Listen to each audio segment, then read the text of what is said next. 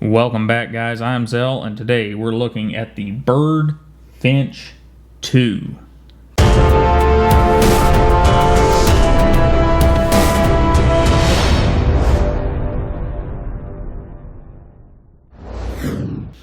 Alright guys, what we get with the Byrd Finch 2 are G10 handles with some really nice looking hardware, and we have a small lanyard tube or keyring hole.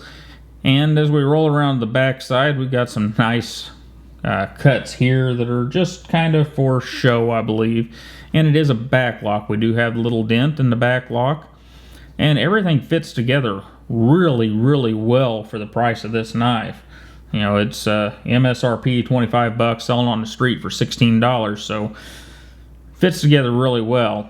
On the top side of the knife, we have some jimping right here that we'll talk about in a minute, and we have some jimping up the thumb ramp.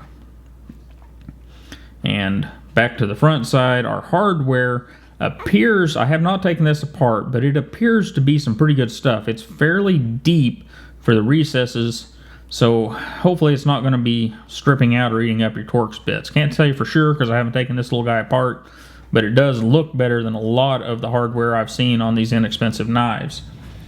And our G10 is textured.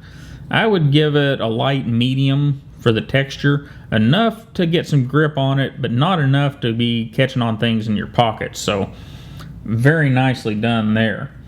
And while we've got it up here this close, this guy is 2.5 inches long this way, at the handle thickness of about 0.347, so a little over 1/3 of an inch, and a closed height of just under an inch. So this guy is very small. It's like the Ladybug, Man-Bug, Starling, very small knife. And whenever we get the blade open, we have our standard Byrd / Spyderco drop point. We have our comet-shaped hole that jimping up the thumb ramp. And it's just a nice looking full flat ground blade out of 8CR13 MOV. And I would say in this case, 8CR13 MOV is a pretty decent steel for a knife this size at this price point. And of course it is a mid-lock back, as we saw. And ergonomically, this thing is probably one of the better small knives. And the reason it's one of the better small knives is right up here we have that 50/50 finger choil that Spyderco likes to put on these, on many of their knives, and on this really small knife it makes a big difference.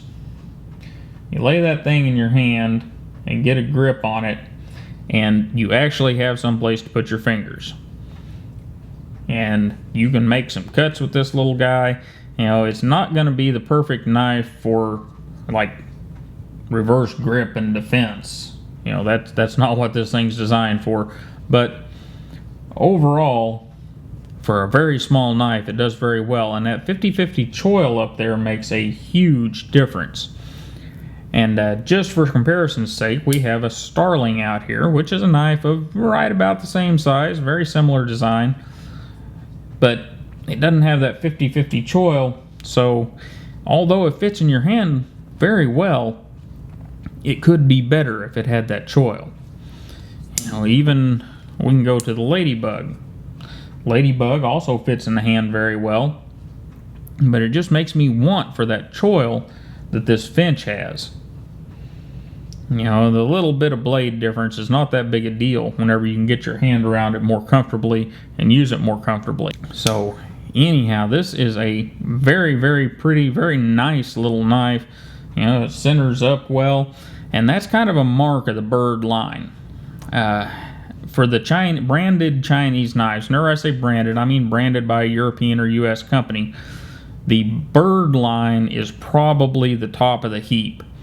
I have yet to see one that was in really bad shape. All of them have been in pretty darn good shape whenever they've shown up.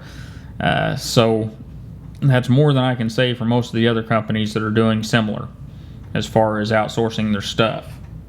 So guys, really the only ugly here, if you can even call it ugly, is the fact that we're using 8CR13 MOV. And the only reason I'm going to call that ugly is because with that 50/50 choil up there, I want this knife with some HAP 40 or maybe some ZDP 189. I'd even be happy with some BD1, which is kind of a problem because Byrd only has it in the 8CR13 MOV. I would like to see Spyderco do this 50-50 choil on something the size of Ladybug, Manbug, or the Starling, and get us that little bit of extra security whenever you put the knife in your hand. But anyhow, those are my thoughts on the Byrd Finch 2. And guys, it's a good one. Even with the 8CR13 MOV steel in it, it's a darn good choice, even with the more expensive Spydercos out there like that ZDP 189 Manbug, just because you get a better grip on it. Anyhow, guys, I really appreciate you stopping by and talking knives with me for a few minutes. I'll pop the pause and read card up here in just a moment.